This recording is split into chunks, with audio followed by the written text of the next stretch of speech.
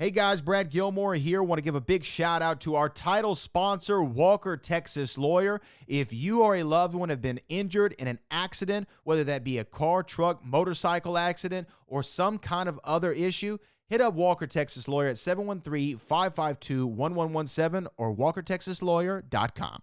Oh, Brad, what have you done now? Broadcasting live from Houston, Texas, and around the world. TV host, best-selling author, and radio personality Brad Gilmore brings you a collection of conversations with stars from movies. Matthew McConaughey. Brad Gilmore. Mark Wahlberg. Hey, how are you? The legendary Mr. Christopher Lloyd. Christopher, how are we doing? I'm doing good. Great introduction. Jessica Alba and Lizzie Mathis. Ladies, thank you so much for joining me. Thank you. Kevin Costner joins us. Thank you so much. Thank you. Television. Jimmy Fallon joins us this morning. Jimmy, how you doing, my friend? Good morning. Thank you so much, Brad, for having me. I appreciate this, bud. Kelly Ripa. Brad, thank you for having me. Comedy. Jay Leno joins us. Jay, how you doing? Hey, Brad, what's going on? Chris Tucker is in the building. Chris Tucker, good morning to you. Hey, Brad, and good morning to you. How are you? George Lopez joins us right now. George, how are you doing, sir? Good morning.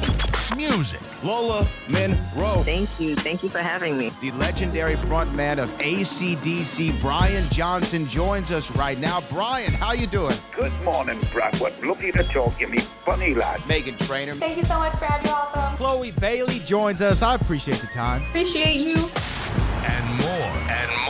This is The Collection. Now your host, The Boat. Brad Gilmore!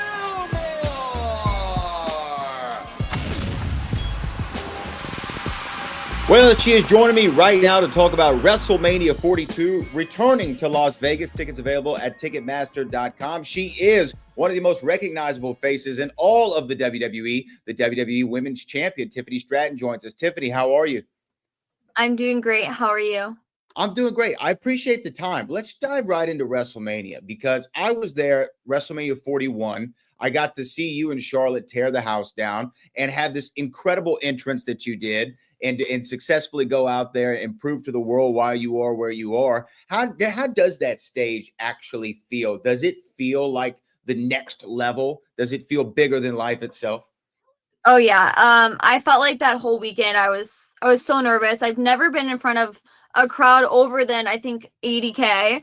So I believe there was around like 100K there. So that was just so nervous and nerve-wracking in itself. But I checked off a goal that weekend. I wrestled Charlotte Flair on the grandest stage of them all, and it was in Las Vegas. I felt like that was the perfect first ever WrestleMania. It was the perfect spot to hold a WrestleMania, and I'm super excited to go back. You're going back again, and I think that you're right. Las Vegas, that whole week felt like something special was going on. I mean, it was the biggest WrestleMania I'd ever personally attended, and your entrance was one of the best entrances, I think, in WrestleMania history. I'll be honest with you. It was such an awesome idea and concept. Have you started thinking about what your Mania 42 entrance would be? I have not thought about that, but I don't think there's any way I can top that entrance. That was something that I kind of had been dreaming about since even before like I got into WWE. I had pitched the idea back in NXT, but they kind of told me like, oh, we don't know because of trademarking and stuff like that. And then I think Mattel had reached out to Triple H and had proposed the idea, and Triple H asked me if I was down for that. And of course I said yes. And I don't think it would have been possible without Triple H and Mattel. And I'm so grateful it came to life, and I felt like it was better than what I was even expecting it to look like. So hopefully I can top that one day. Yeah, it was so impressive. The production of it, everything was executed amazingly in that entrance. You talk about being at NXT in Orlando and working with Triple H down there, obviously Shawn Michaels. You went back to NXT recently. You were on television. What did it feel like to be back at the Performance Center after, touring the world, being at WrestleMania? Did it feel like a high school reunion, or what was the vibe there for you? I think high school reunion would be the perfect way to describe that.